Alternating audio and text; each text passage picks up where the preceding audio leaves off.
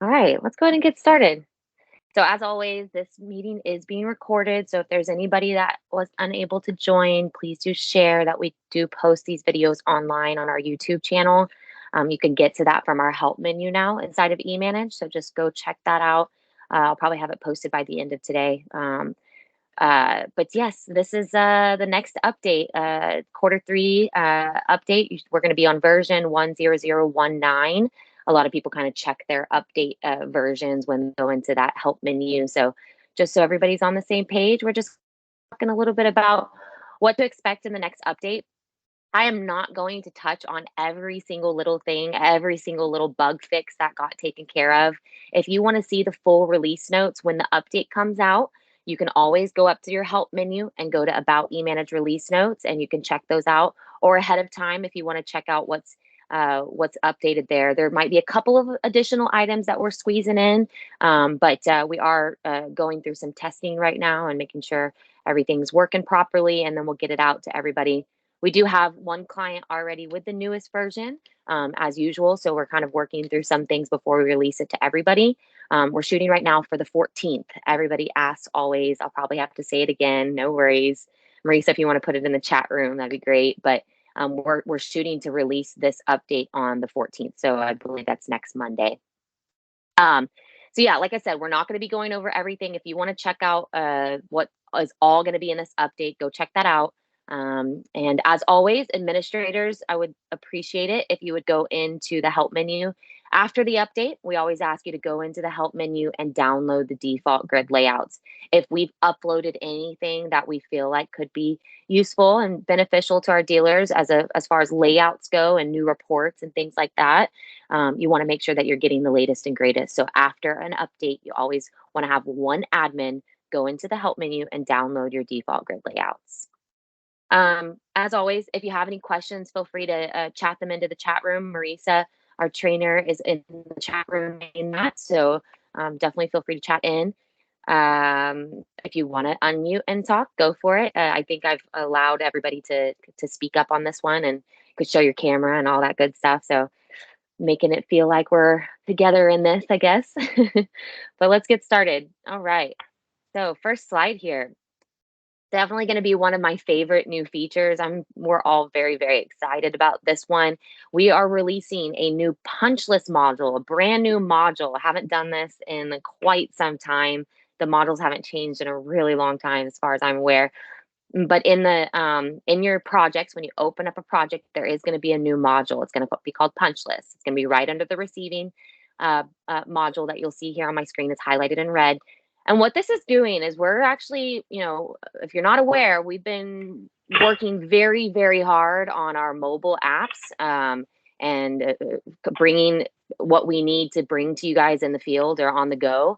And one of those items that have come out, Risa, will you just mute everybody? Eliminate some of that background noise. Or if you don't mind muting yourself upon entry, that would be wonderful.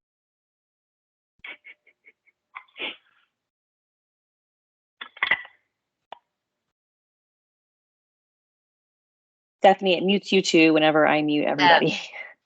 Yeah. Got it. There's still someone unmuted, so if you don't mind muting yourselves, that would be great. Thank you. Thank you, Marisa. So the punch list mobile app, when you're out in the field and you can log into the mobile app, only our cloud users can use this at this time. It is shocking to me that people still have not figured out how to meet on the web. Please mute yourself. Please mute yourself. I'm going to mute everybody again. Just unmute yourself as soon as I do it. Okay. Thank you. Thank you.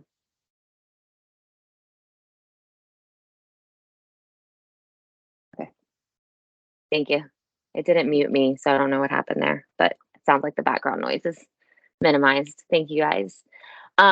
So in the mobile app, when you're out in the field, again, only our cloud users can use this. So if you're interested in hearing more about how to gain access to the mobile app and our cloud version, definitely reach out to me directly and I can get you some more information. So if you're not on the cloud app or on the mobile app, you can ignore this little bit, but it's important that I think everyone's aware of the capabilities when you're out in the field and you need to communicate back to the office staff and let them know that something's gone wrong. you're able to just pull up your mobile device, go into the project, click a little plus button, and you can add a punch. It guides you to what, drop downs to fill in, put in the location. It prompts you to upload a picture. You don't have to upload a picture, but those are always nice. And there's definitely some automated features behind the mobile device. So when you do add a punch list from a mobile device, it does automatically mark the job as a punch list or a hot job. It also automatically will send an action item back to the office staff for a punch list. So we're definitely trying to close that communication gap. There's definitely, some holes there from office to field staff, and we're just trying to close that gap. So if you don't have the mobile device, now we're actually allowing access to go into the desktop application. And before we had this, you would just simply go in and mark the job as a punch list or a hot job, and you had one consolidated area to view all of the jobs that needed attention, that are some of the most important jobs that you want to get your arms wrapped around to wrap up those punch lists and get paid as quickly as possible. But it didn't really allow for you to add like multiple punch lists and control, what's been closed and what's still open. So it's more of truly a punch list. It's essentially what the name is, right? And so inside of the desktop application, you're going to be able to go in, and on the top actions toolbar, as you can see in the screenshot on the left, it's highlighted in red. You're going to be able to click new punch list, and it's going to look a lot like the mobile app. We're just tying those two together, but obviously giving access to our desktop users only as well. It's a really exciting feature. I hope that you guys are as excited about it as we are. Definitely feel free to chat in comments, questions, suggestions about the punch list while we're in this webinar, but also reach out to us and let us know if there's anything that you want to see differently. Just to kind of give you a little rundown of this screenshot here on the left, as you can see, it's categorized by issue type, and you can see what's open and what's closed on that very far left side. You're also going to be able to, when you click on it, it actually will expose that right panel and show you the description of the punch list, the status, the type, the reason, what happened, root cause. Was it manufacturer? Was it design error? Was it shipping? You are actually going to be able to control what is in the reason and the root cause. We definitely have some suggestions. Everything that I'm going over today is already documented in the help guide. It's not out yet. Like I said, it's going to be out on the 14th, hopefully, but it's all documented there if you want to get some a head start on it, and just kind of familiarize yourself with this new feature that's coming out. But my admins, you're going to need to go in and configure the drop downs. You're going to go in and you'll see punch list reason in the drop down setup and punch list root cause. And you can fill in those, what you want to see, what you want people to be able to select from. You don't want this to be a free form, because people will go crazy and put anything they want in these. So fill in those drop downs for them so that they can start creating punch lists. But yeah, you'll see that right panel pop open when you highlight it, the item, and you'll also see the images. And if you click on the images, what you'll see in the middle portion of the screen here, when you click on the image, it'll give you a previewer, and you can actually just hit the arrow and go to the next image if there were multiple images on that one punch list item. Okay, so admins, you are going to have some configuration to do. Again, it's all documented in the help guides. You can go check that out and support yourself on this new feature. And then on top of that, if you are our mobile users and you're not familiar with this punch yet, it's been out in the mobile app for some time now. What it wasn't doing was communicating back with the desktop application. So there was that was a pretty big piece missing, and now it's going to be doing that. But if you are my mobile users, same thing. You need to go in and make sure those punch drop downs are configured. But also, most importantly for my cloud users, if you are going to be using the punch list in the field, you need to go in and configure. There's going to be a new action item in your action item configuration window that you're going to want to go configure and make sure the people that need to receive that action item are sitting in the right seat. You've got the right group assigned. You can add completion tasks, things like that. Configure that action item all the way through as you would any other action items. And that way, when it comes into the office and they're completing it, they have everything that they need right there to take action on that issue that just came into the office. We We do have definitely some have a few questions. questions that popped up Yeah, in the yeah. chat. So April's asking, is there a printout for the full punch list? Good question. That's my next slide, so I'll get to that in just a moment. All right, Next next question, question. Are Sabina. there editable notes available in the punch list module? Editable notes available in the punch list module. I don't necessarily know that it will need to be editable notes because there's fields that are going to be attached to each item. So when you click new punch list, it's going to guide you. There's going to be a simple little form that asks you for description, status, type, reason, root cause, and the location, and then makes it available for you to add the pictures. So I don't, let me back up. Sabina, good question. Let me make sure I'm clarifying properly. The description is absolutely editable. So when you go and you open it up in the desktop app, if you needed to add some additional notes to that description field, yeah, just edit it and hit save. And then last question, do we know when we're going to have the installer app available to pay, not for a full user? Hey, Eden, nice to see ya. Yes, we're going to be blasting out on that right now. In order to get into the apps, you do have to have a full user login. Some of you may be aware and some of you may not be aware. I've been talking to a lot of people about the apps because we're so excited about it. But we are going to be releasing, it'll be a big press release letting you guys know if you are a cloud user, if you want to get your installers on the app, we're not going to charge you for a full license. That's just silly. When they're only going to be using the mobile app, they will be restricted from using the desktop app. So if you're a desktop user, you can get into the apps. If they're going to need anything further in the desktop application, we should know by now it's a lot of view stuff, viewing documents, viewing projects. But you can now, we are creating some different actions that you can do in that mobile app. But if there's anything like someone needs to do a quote or process an order, we're never going to be able to do that in the app. They need a full desktop license. But yes, we are going to be releasing here very soon. We're just going through some testing and making sure that it's ready to go before we release it fully. It's got to be real dialed in. We want to make sure your installers are able to get in without issue. So there's been some stuff that we're working on the backside to trigger it. So you might see some different things in the desktop app when you go into a user. There's like a new user type and stuff like that. We're preparing for it. We're just not quite there yet. So yes, we will be releasing field user pricing that will be significantly less than a full desktop license. Good questions. Cool. All right, so to keep going on punch list, I'm going to show you the next slide, which is related to that question about reporting. Yes, there are some really cool reports being built in with the punch list. You're going to be able to access this one on the left is a project punch list report. So you're going to be able to go into your project. There's a little button on the top toolbar that you may not be aware of. It says print reports. The very, very top toolbar, actions toolbar is what we kind of nickname it here because you want to do something. You want to print a report. So on the top toolbar in a project, you'll click print reports and it'll say punch list on it after this update.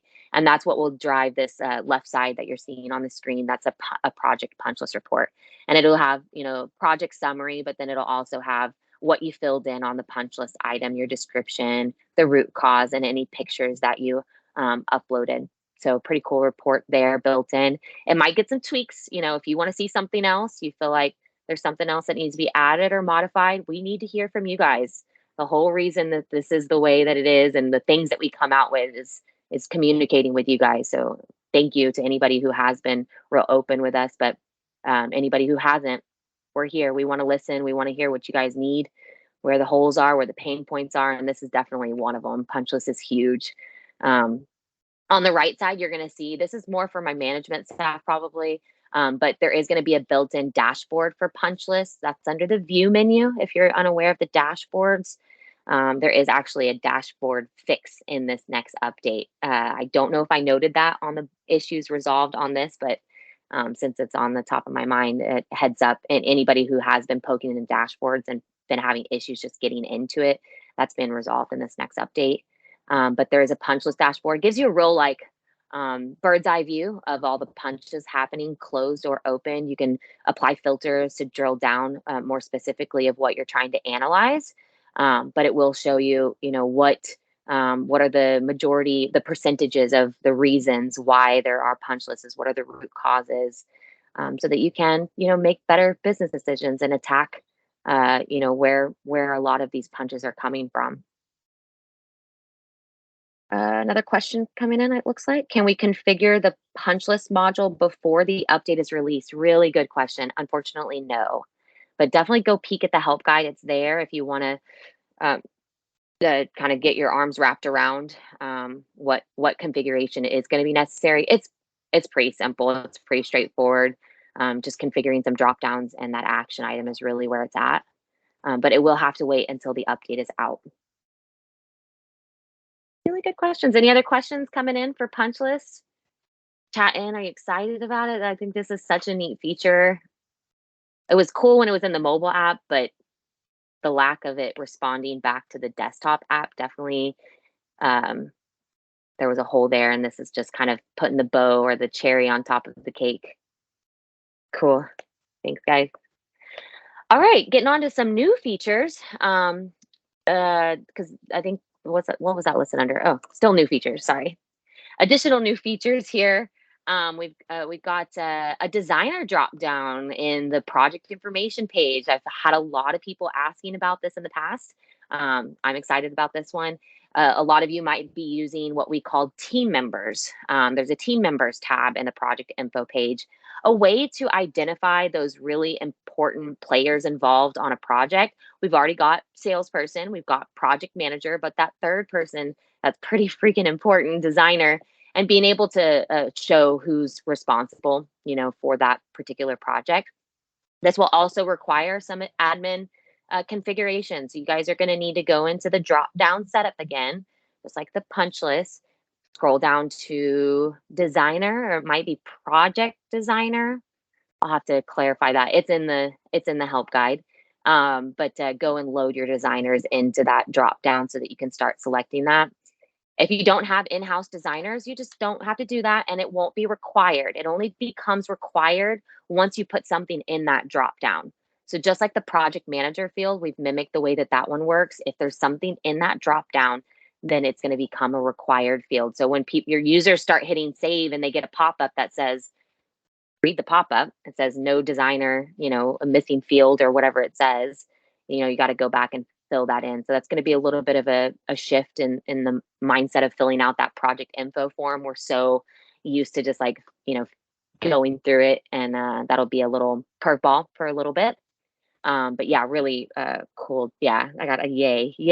Me too.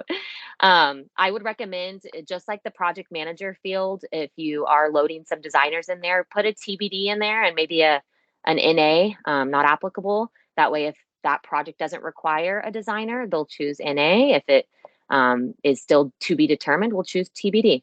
Pretty straightforward there. If anybody has any questions, definitely chat those in.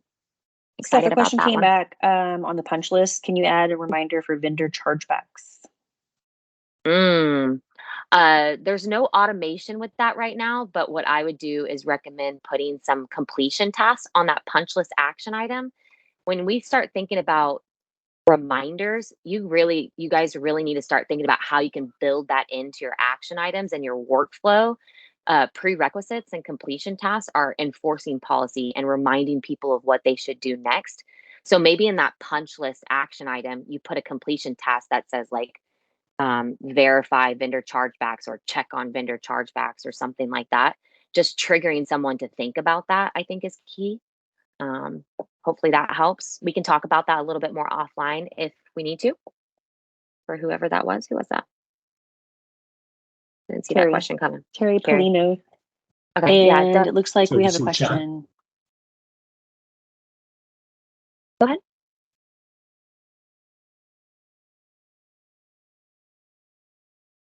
Got one more question on punch list. Cool. I'm glad everybody's asking about that. If you're not asking questions, you're not listening. So I encourage questions.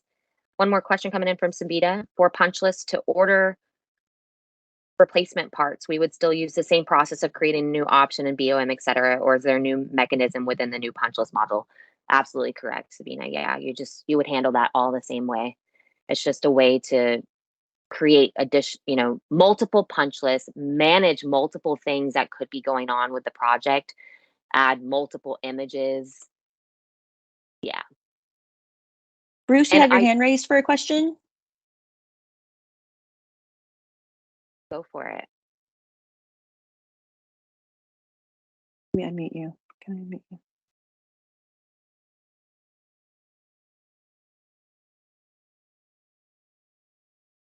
If someone has a question about, oh, here we go. Can we put a cost in for the designer? Good question, Bruce. Is there any other questions about punch list before we move too much further? Feel free to unmute yourself if you'd like to ask and not type it in, or you can't find the chat room, no worries. Okay, cool. Bruce asked, can we put a cost in for the designer? That is whole separate topic. We could totally talk about that offline if you like, but a little just nugget of information. Every user in the system, you can put in your human resources module and add a cost, their pay rates to their user record. And then there's some employee time tracking that can take place in the final profit module that you can use to gauge how much time it took to do this and that. So there's action item time that's automatically happening. But employee cost is a way to be able to go in and say, you know what, show me how long my designers were in here, what's the total cost, and you can take that and add a journal cost if you'd like. On top of that, there's a few different time tracking features in eManage. So I guess in a nutshell, this designer dropdown doesn't track any time. It's just a way to show responsibility, or yeah, who owns it, ownership, right? So that we can hold people accountable for getting their stuff done. The designer will show up in the action items, actions to perform. It's going to show up in the current opportunities grid. So there's going to be new columns throughout different areas that I know that designers are wanting to like filter down to themselves, or create layouts to just show their own projects that they're on. So you'll see that designer drop down show up in a lot of different areas of the program, feeding into some of those different reports. But yeah, Bruce, if we want to talk offline about how to capture employee costs or designer costs a little bit more specifically, I'm open to that. If more people are interested in that, chat in, say, yeah, that sounds interesting. Let's do a webinar on it and just knock it out with everybody. So yeah, otherwise, Bruce, reach out to me directly and we can chit chat about that. Cool. Stephanie, I have one more concerning punch. Sorry about the delay. My mind was delayed. Every punch we have to refer to the original order, a sales order from the manufacturer. Is there a way to have that in the punch module so we don't have to go hunt for it? So that's like a document, right? Yes. Yeah. Or So it could be just a title.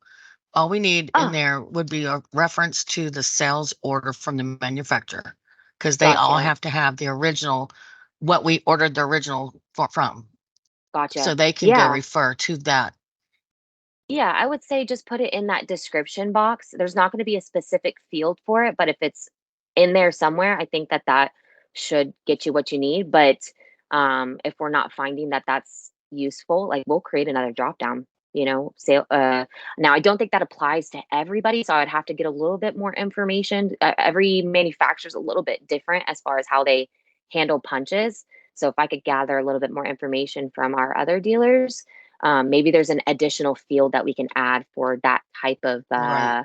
number. Like you have an order entry for PO. We put the PO in. Yeah, Just something that right. says original sales order.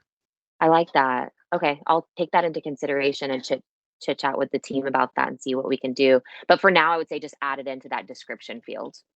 Thank you. Absolutely. Good question, Terry. All right. I think we're wrapped up with punch lists. I'm loving it, but we do have a couple more things to attack. That's definitely the biggest one that's coming out, I would say, the biggest change in the next update, but definitely a few more things that people might want to take advantage of depending on how much of the system that you're using. But the next one after designer drop down is just a simple, straightforward. I'll just say it and we can move on. If there are questions about it, definitely reach out to me. But we're just adding the ability to add a sales credit to a service agreement invoice. So just to align better with projects. Service I'll say, I know there's probably a lot of people on this call that I have talked with service about lately.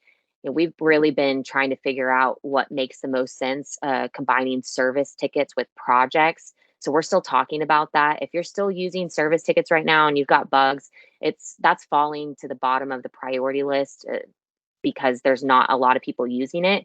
It doesn't have a whole lot of functionality to it, and it's not been looked at in a whole long time. So service agreements, I can confirm that we are keeping.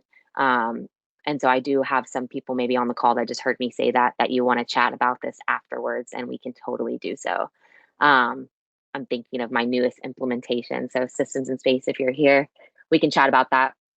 But yeah, just we're working on service agreements and modifying that to keep that up to date with all the different UI, user interface modifications that we've been making, and just like modernizing the software. So that's going to be a little slow. Of course, projects are more important because that's the majority of what our dealers are using, but we're getting there, I promise.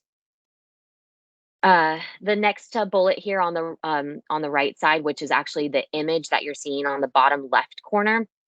You can, for my Hayworth dealers that are on the call, you're going to see a new drop down when you go to submit an order that says loading instructions. It should be pretty straightforward. We're feeding that in from links, so it's not anything that you have to configure. It's just going to be loaded up, and you can start selecting your loading instructions. All documented in the help guide. So if you want to know more about what's going on with the Hayworth world, I have been updating that help guide section. So I definitely encourage my Hayworth dealers to go check that out.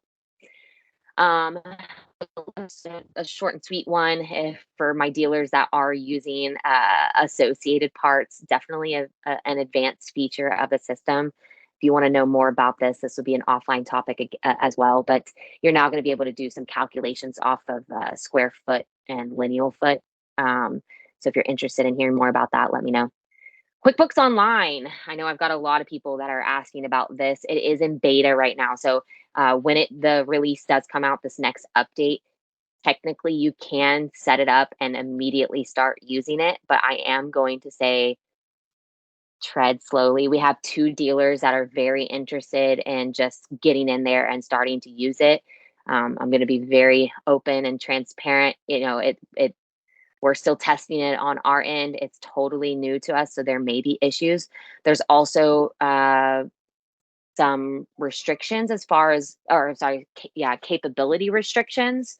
So if you are doing payroll and you're pushing payroll over to the QuickBooks desktop, that is not going to be available immediately with the QuickBooks Online integration. It's something we're still looking into if it's even going to be possible.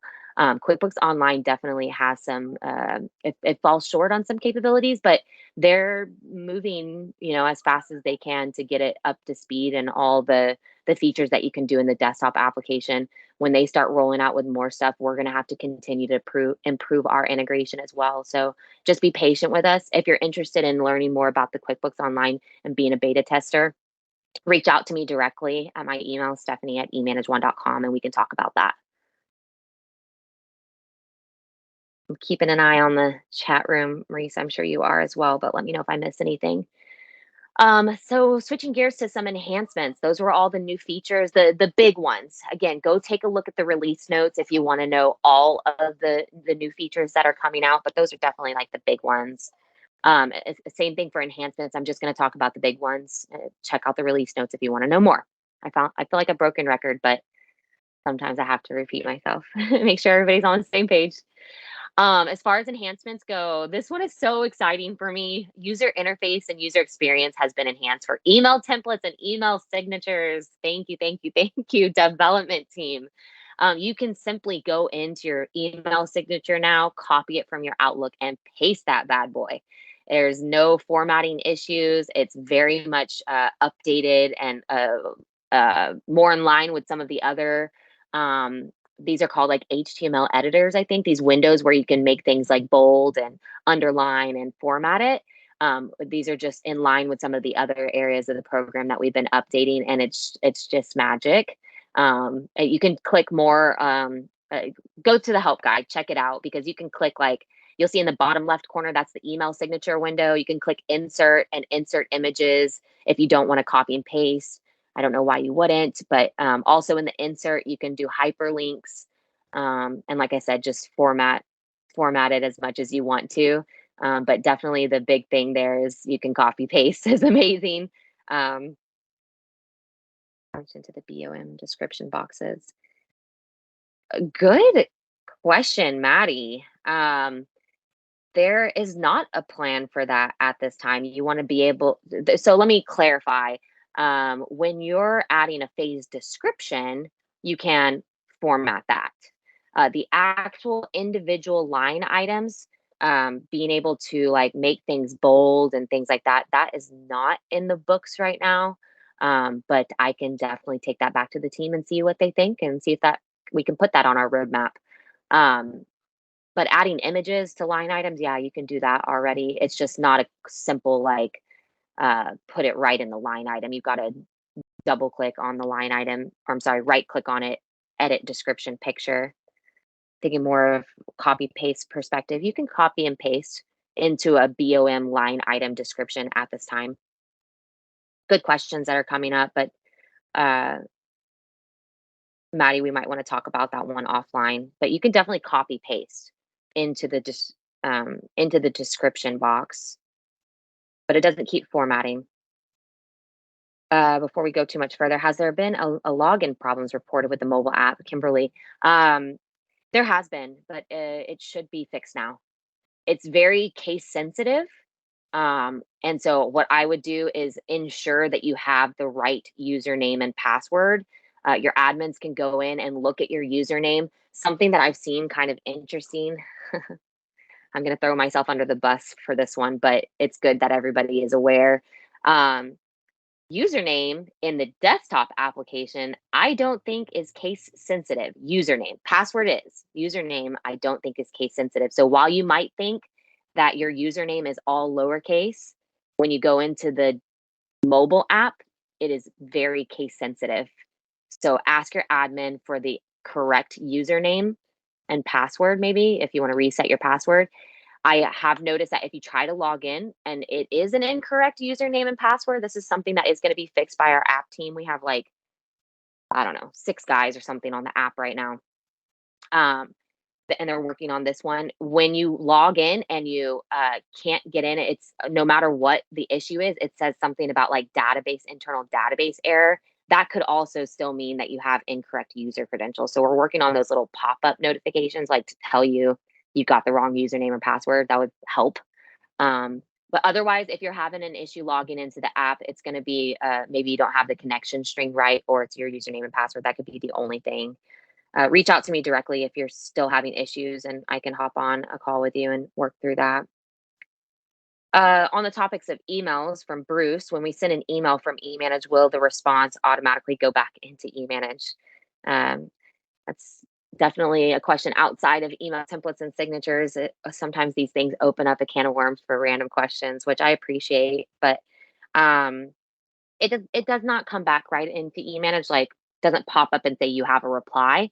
You may be unaware that you can actually go view your Outlook inbox within eManage. So technically it is coming back into eManage in a way. When you go, it's not attaching it anywhere automatically or anything like that. Emails are mostly a one-way communication. That's how most of our users are using it. If you're project related communication, you should be sending that email out manage, but when they reply back, it's just going to come into your inbox in Outlook. If you open your Outlook inbox inside of eManage, I believe that's under what, view? I think it's under the view menu on the top toolbar. You'll see Outlook inbox. You can do some replying and stuff in there, but there are a couple of things that need to be modified there. That hasn't been looked at in some time. So I'm not going to encourage everybody to go open your Outlook inbox today inside of eManage. I think Outlook is great. I use Outlook a lot. You can always save that email back into eManage after. All right, got some comments about the BOM. Cool. I'll note that. Kim, let's make sure that you have the right connection string. We'll talk to you offline. Marisa, if you'll make a note to reach out to Kimberly. And Lisa, yes. And maybe Free. Oh, cool. No, Free got in. Yeah, he set his username to all lowercase and was able just to log in. Cool. And then Lisa, cool. Question coming in from Jordan. Can you save emails into a project directly from the Outlook inbox opened in eManage? It is a feature that was there at some point and it's not there anymore. It is on our roadmap. It'll probably be out in the next update. You can right click on an email and it says save to project. Right now it's grayed out, but we are going to be bringing that back. They are aware of that issue. Yeah, I just go into Outlook and I say file, save as, e-manage1 upload to record. And then I save that email back into e-manager. A little uploader will still pop open. Another way to do it is to drag your email onto your desktop, and then you can simply drag that email into your e-manage1 upload to record file. I have a desktop shortcut. I've got my e-manage1 upload to record like shortcutted everywhere. You can have a shortcut for it. I would encourage you to do that. And then, yeah, you can just drag that email right into that folder. Another simple way to do it. Cool. Some good questions and conversation. I love it. I love it. Same thing with the email templates. That one's been updated same. It's straightforward. Just like the email signatures, you can copy from outside of eManage, paste it in. It'll keep all your formatting. Otherwise, you can format it directly in the email signature, email template window. And we've modified the way that you can like save things at the bottom. Okay, Free, we'll reach out to you and make sure you're good to go. All right. If there are no further questions about the email signatures or templates, a lot of you probably already have your signature in eManage, but it might not be formatted exactly the way you wanted because you had to work around the silliness of that window. So you can now go and override it if you'd like. Or for those of you who don't have your email signature set up, go check out the help guide, set up your email signature so that when you're emailing out of eManage, it looks like you're emailing out of Outlook and your customers are getting all the links and whatever they need from your signature. More enhancements here. There's a big one here. For anybody who's completing projects, there is a right that may have been removed. So my admins, if anybody comes to you and they're like, I can't complete a project anymore, it's grayed out. It's documented in the help guide of how to go give that right to the user, but you may have to do some of that because what we're doing is placing some more safety stops in place.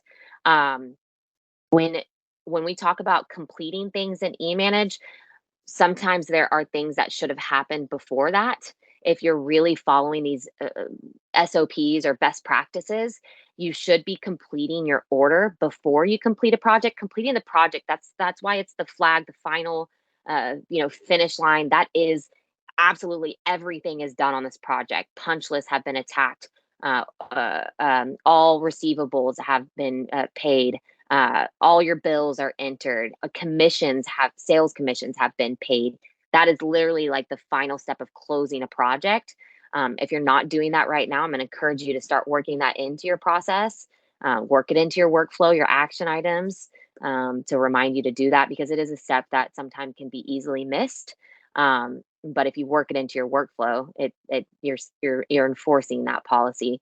But it just allows you to create, there's reports that you can take advantage of that you might not be aware of, like show me all my projects completed last month and the profit for all of them. Like if you don't do these little triggers, you can't take advantage of maybe some of those filters or analysis that you can drill down to. But getting back to the point of this, if someone tries to go complete a project and they have the rights to do so, and there are orders not completed yet, it is going to tell you, hey, you have however many orders that haven't been completed. Make sure you go complete those orders first. Again, all documented in the help guide. So if you're not completing orders and you don't know when you're supposed to be completing orders or projects, please go check out the help guide or reach out to us directly if you need some assistance or guidance there. Big one there. Read the pop-ups. We're really working on those pop-ups as well that are coming up when you do something that eManage is like, wait a second, read them. Usually we're working on making them very clear. They should tell you what you're supposed to do. Okay, so take a minute and read those. Don't just click OK. There is a UI update to the sales goals in the administrator. This was something that somewhere along the way we lost sight of and it wasn't either working fully or Don't know exactly what happened there, but we are coming back to that a full circle. Sales goals are really cool. You can go in and create sales goals for a month or annual sales goals, and what will happen in the future. So far, all we've done is update the UI and the administrator. So my admins go in and start setting those up. Might as well, as soon as the update comes out, even though the report isn't technically ready for it yet. We're going to bring that back from the analysis menu. There's going to be a my totals. Some of you people users that have been on the software for some time might remember this. But my totals, and your salespeople can go in and take a look at where they're at and how close they are to their goal and all that good stuff. In the meantime, though, there is a day planner item available for sales goals. We're going to load it up so that everyone has access to it. If it's not loaded up yet, when the update comes out, feel free to reach out to me directly and we can get that day planner activated for you. And that will show your salespeople where they're at. But the my totals report will be a much cleaner, like nice looking report that they can print out or whatever you need to do. But we do have a grid day planner item available for sales goals as well immediately. No questions coming in on that. Keep it going with some enhancements here. Again, some of my users that have been on the software for some time, this might drive you crazy. In the installation calendar, there's a little tiny arrow. If you're scheduling lots of jobs and you're in a 2-week view or a 1-week view or whatever view you're in, and you can't see what's scheduled below that last little bubble, that last install item, the little arrow did nothing before. Now, when you click the arrow, it's going to switch to a day view, which obviously expands that day and you have more uh, real estate to see what's going on that day. So you can see all the install items. Most of you probably know that you can be in a 1-week view, and I don't have very many dealers out there that fill up that whole day for a 1-week view, but definitely an enhancement for some of those that are like to be in a 2 or 3-week view and you want to see more of what's going on that day. Just click that little arrow. A question that came in: installation schedule. Can we get a pop-up link to Outlook calendar? Get a pop-up link. I hate to say no. The answer is no to that, I believe. Pop-up link to Outlook calendar. Oh, I think I know what you're talking about. Being able to like share it with your subcontractors or let your install crew be able to view it from their mobile device is probably where we're getting at with that. And that's where the apps come into play. Huge, right? You can go into the app and you can view the install calendar and view everything that's going on that day. It's basically a digital work order or delivery ticket. So yeah, and then we're also coming out. I guess I should go ahead and just draw a little in the future. um, Line here is that we are coming out with a partner app. It's not fully released yet. So that's going to be available here in the future. So look out for that press release that will be sending out to everybody. But that's where your subcontractors, if you have that heavy subcontractor relationship, they're going to have a login to go in and actually see only their items that they're scheduled for.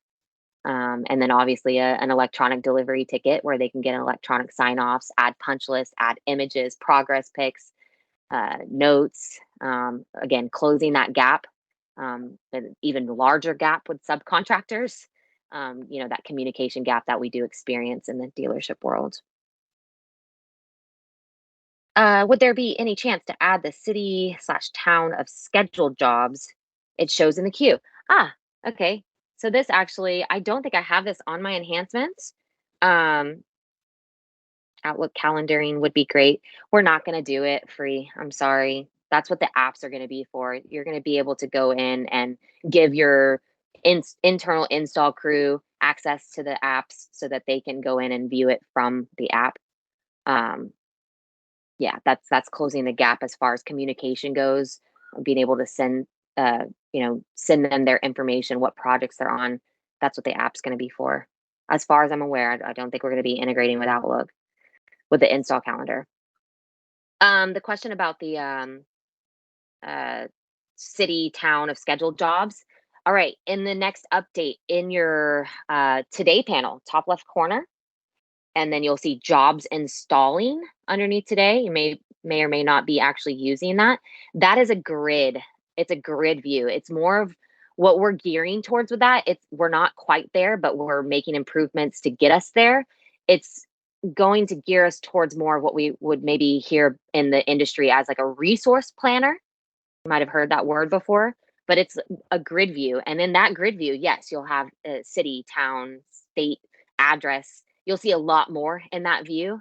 So if you're interested in checking that out, I would do so. On top of that, in this next update, you're going to be able, and maybe I do have it on here. I don't. You're going to be able to hit, it is documented in the help guide already. When you go into the jobs installing grid, you're going to be able to hit the little plus sign. We're all familiar with those little plus signs next to all of our line items. You'll be able to hit that little plus sign and it will show you the crew on those jobs. So we're gearing towards a resource planner. We're going to be able to eventually move people around using that resource planner, that grid, change dates inside of it, all of that. So if you're more of I think the install calendar is great for like visual, and easily being able just to drag and drop something and schedule it. But if you're needing to like move things around and crew and see at a big bird's eye view, like who are all my crew members on all these different jobs, today, jobs installing is going to be where you want to kind of check out. So hopefully that answers your question, April. Mark, install calendar. When clicking on daytime on the calendar, can the pop-up show that daytime rather than some other daytime automatically? Clicking on the daytime on the calendar can. I'm not sure that I follow. I'm sorry. Pop-up show that daytime. It does show the daytime. If you double click on an install item, it shows you the day and time for that scheduled item. If you hover over it, I believe it also shows you the day and time. There's a little previewer there. And then obviously you're on the day and then it shows you the time like on the actual install item on the bubble itself. So definitely clarify further if I didn't answer your question before we move on to anything You said else for a new calendar-wise. item. For a new For a item. new item. So when you drag and drop something on, automatically it's going to it wants to, whatever day you dragged it on, it's going to show you that day. As far as the time start goes, if you're asking like, can I have a different start and end time automatically, it doesn't know what time you want to schedule it for. So it's never just going to know that. But if you are talking about the automation as far as like what time it selects, that's in the admin application. That's been in there for some time now. So you can go into the admin app and under, I think it's the very first screen that pops up, corporate division configuration. At the very bottom, it says default install start time or something like that. And you can change it right there. Hopefully that helps. Definitely chat in if you need me to clarify that any further. Cool. All right, moving on from the calendar, unless there are additional questions about the calendar. A little one. I feel like some of these little ones just go a long way. I've got 9 minutes left. I'm going to try to speed through these. We're almost done. Sort users and drop down in the administrator application. I don't know if anybody was driving crazy about that, but it's sorted now. I think that's pretty straightforward. I just wanted to point that out because that makes me excited. Kim sent a message about the drop-down menu. Okay. Can you add a drop-down menu so you can change the status? Status on what? There's lots of statuses throughout the system. My answer is probably yes, though. You can absolutely add a drop down anywhere. Anywhere. So you just got to go into your, I would say, check out the help guide drop down list setup section in the administrator section of the help guide. It walks you through a few different examples of drop downs that we would recommend changing, or some things that you want to think about when changing those drop downs. But every single drop down in the application is absolutely customizable by your admins. The status on the install calendar screen. The drop down on the status in the install calendar screen. I'm not aware of a status in the install calendar screen, so definitely email me and let me know more specifics. Send me a screenshot. But if you're talking about like, yeah, all the drop downs can be configured. So I want to say my answer is yes, but if you need more specifics, then reach out to us directly and I can guide you. I don't know why that chat didn't pop up for me. Wrapping us up here so I can leave some time for any additional questions that might have come up. Some people download it all and then have questions at the end. So I'll leave a little bit of time, but lots of issues resolved. I'm going to speed through these fairly quickly. If you want to know more, you'll find in our release notes, we're adding links to them now. So if you want to know more about it and see images or how-tos or additional information to consider with these issues resolved or changes, you'll be able to click directly in the release notes and it'll open up our help guide to that section specifically. But I can't stress enough how, the help guide's for you. Like, we're putting in so much work to it. If you don't get what you need out of it, also communicate with us. We'll document it differently or put a video together that might be a little bit more clear cut. But these resources are for you guys, and we're really, really working hard to keep everything updated and documented. I think it's so important with software to do that and communicate with us if there's something that you feel like is missing or not clear. So issues resolved really quick. There was an error with in the purchase order screen when you hit the new edit PO item tab in the purchase order screen. That error has been resolved. For inventory, there's been a couple of inventory errors that were still lingering that we've worked through. If you're not using inventory and you want to know more about that, check out the help guide or reach out to us if you want to set up a session. We're definitely for hire if you want to sit down with us and let us talk your ear off about how you should be doing things. Or, just how-tos or additional training. We're here for that. We love it. Inventory issues resolved. Operations, there was a receiving clearing issue, something about, and Marisa, if you can remember more thoroughly, there was something about when you had certain items received on, let's say, Monday, and then you went and received 5 more of those on Tuesday, and you wanted to clear it for the whole item, like you just want to clear everything. It was only clearing the last received one. Now it's actually going to clear everything. So just be aware of that when you're clearing things. Refresh button. There's a couple of refresh buttons on this one, I think. We're working on those. Like when you're in a grid and there's a refresh button in the bottom right corner, if it's not working, let us know. We'll fix it. It's pretty simple to fix. So when we do hear about those, we're fixing them. So in the order status grid, that one's been fixed. And then in the accounting one, you'll see section open project invoices. That refresh button has also been fixed. Keeping going on users, there's some user stuff that has been fixed. Random, like people that were missing open actions tab, just missing. That's been resolved. A timestamp issue. This is huge for my cloud users. It was using server time rather than your local time when it was timestamping anything in the software, or maybe it was inconsistent. Regardless, that's been resolved and there's no timestamp issues for my cloud users anymore. Action item scroll issue. If you have like a long list of action items, only a couple of my dealers out there have that issue. There was a weird like scroll issue. It tried to go back up to the top. That's been resolved. If your action items are that long, I might want to chit chat with you about why you have so many action items and how we can maybe minimize and simplify, keep things simple. Companies projects recents in the company search that was broken. We redid the search toolbar and there was a little bug there, so that's been addressed. And the creating a project error. Some of you guys who did a retake trying to fix other things that were affecting just you, or something that just you were experiencing, you had a broken create project button, and that's resolved now as well. Accounting service agreements and collections window, there was like a little bug there. That's been resolved. And the collections window, some of the UI has been addressed there, and some button errors. So 2 of those reports, service agreements and collections, and just the collection window in general. And then Hayworth, my Hayworth dealers, again, if you're on the call, I'm gonna definitely say, go check out the help guide. I've documented everything in there. There was a lead times issue, lead times returning back. That's been resolved. Mockups functionality, we released that new functionality on the last update, and there was a couple things that needed to be tweaked there. And then the Hayworth surcharges. So go check out those sections in the help guide to make sure you've got everything set up properly.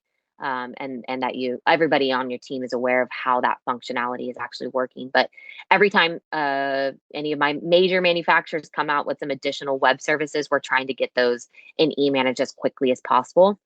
On a side note, I'll leave you with any dealers out there that sell OFS product. I know the majority of you do. They're, I feel like, becoming one of the majors.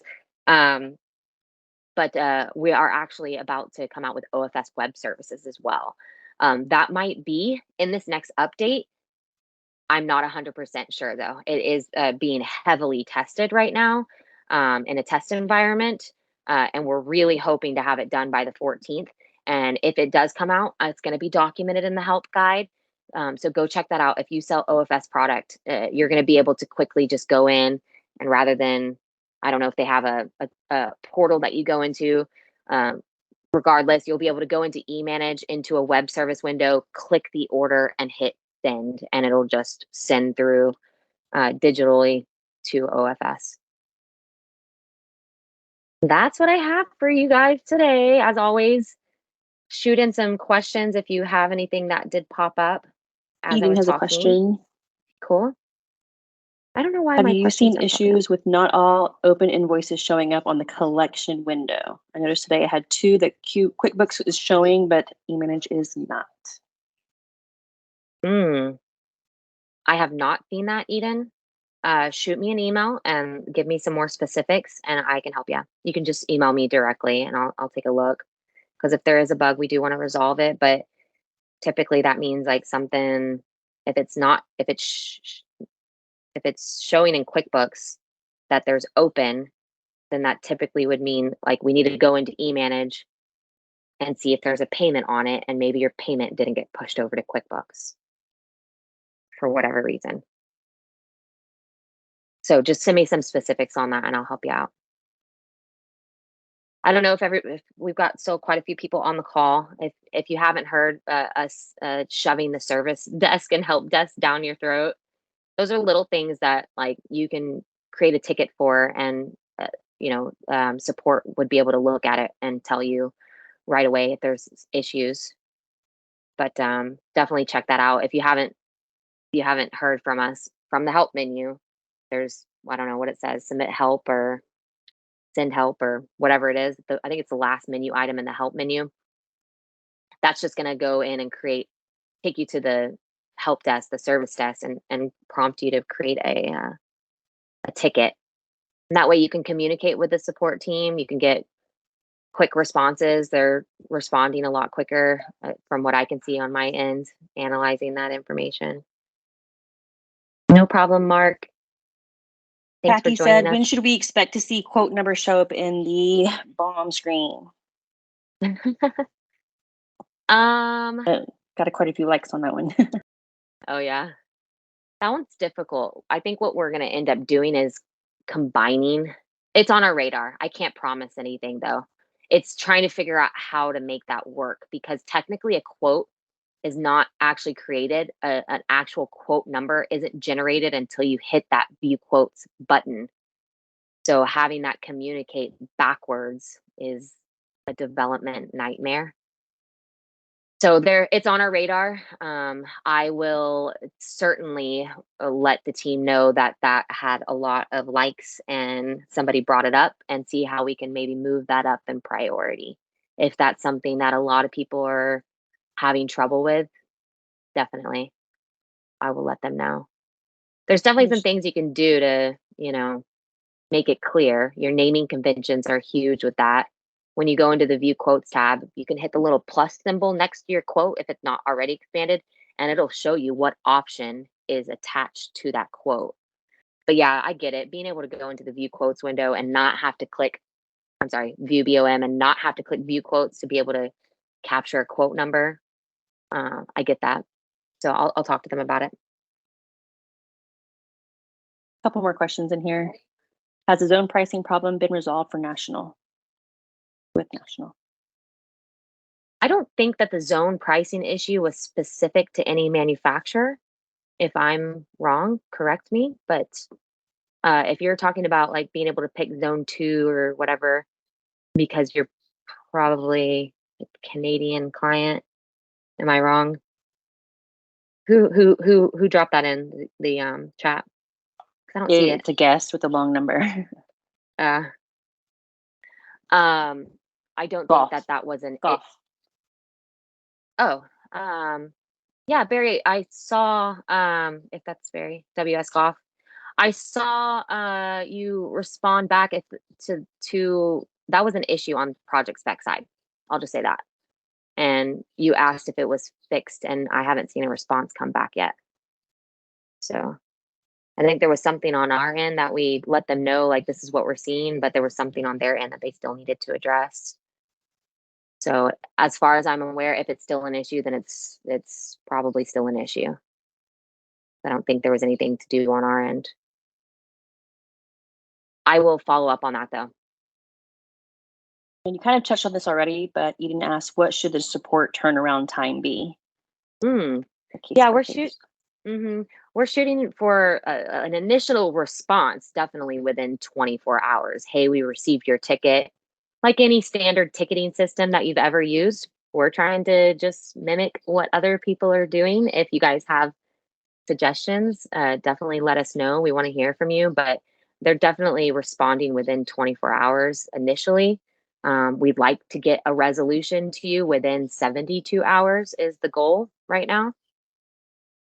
If you need immediate assistance, like you're stopped in your tracks, which I have not seen in a very, very long time, for someone to be stopped in their tracks and can't do something at all, you need to pick up the phone and call support, and they need to be answering the phone and addressing your stoppage. We don't ever want you to be able to not keep moving with business.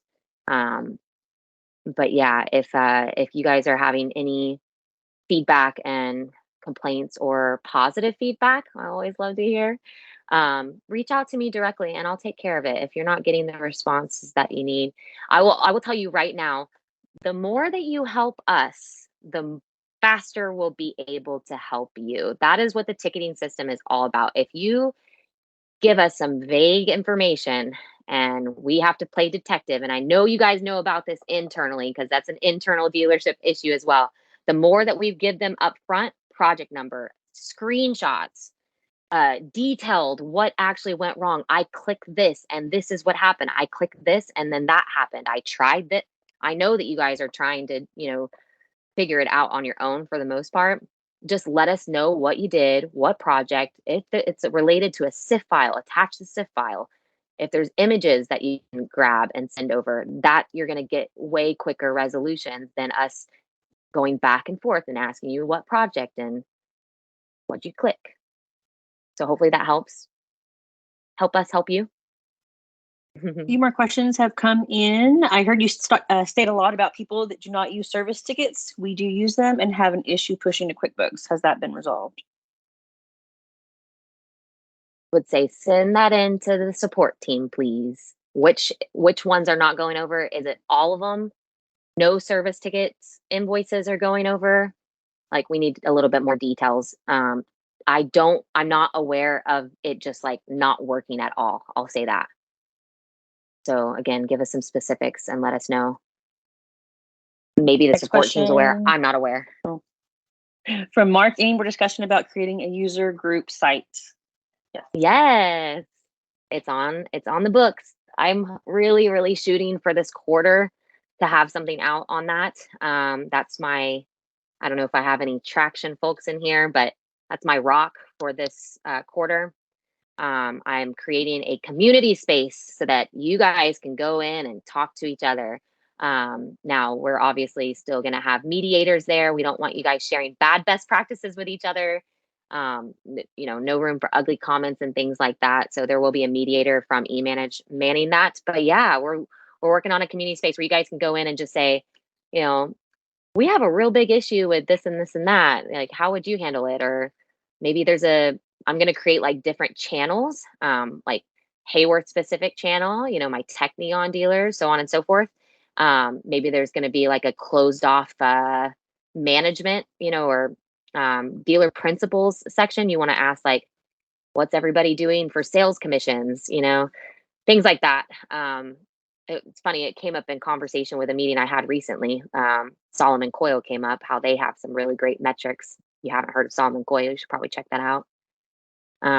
But yeah, definitely looking at creating a community space for you guys to get together and chat about whatever you want to chat about. Good, bad, comments, whatever, so want to connect you guys. There's no reason why you shouldn't be connected. I've already connected a lot of you. If you want to connect with dealers right now, I've been able to connect, some people that I feel like would be good to connect with. But yeah, working on it. And then lastly, I believe Lisa, as a user affected by an attempted retake, should this update automatically correct the new project error issue? Or is this an issue to circle back to support with? Yes, it'll automatically correct it. So don't do any retakes yet. Just the update will be pushed out. You'll get the normal e-manageONE update window. If your release notes are blank and like it's just a blank window, it's very odd. We have been having a hard time dialing in on what that issue is actually stemming from. But go to help and then click about eManage release notes after you click the update button so you can read through and make sure you're aware of all the different changes and bug fixes. But yes, it'll just pop up on your window on the 14th, hopefully, is what we're shooting for. We've got somebody already testing it all this week and next week to just make sure we're working through as much as we can and not sending out a bad update. Cool. Any other questions? Awesome. Dan, thank you guys so much for joining us. I'm going to put this up on our YouTube channel so that you can share it with your users who were unable to join us. You want them to be aware. If you're not aware of this new punch list feature, it's not going to get used. So, little things like that, email signatures and whatnot, all of your users should be aware of kind of what's the up and coming and bug fixes and things like that. So we'll upload that and I'll shoot out a follow-up email blast with the link to the YouTube video. Otherwise, like I always say, reach out to us, talk to us. We want to hear from you. What's working, what's not working. You can always reach out to me directly. I might shoot you over to the support team if it's, support related or technical issue, but I'm all ears for, as always, with suggestions, comments, all your good and bad feedback. So thank you guys. We're excited for this update. Hopefully you are as well. We're going to keep up with this traction and keep coming out with some pretty cool stuff. So stay tuned and you'll be hearing from us. Thank you guys. Thank Have a you. good one. Bye-bye. Bye. Thank you.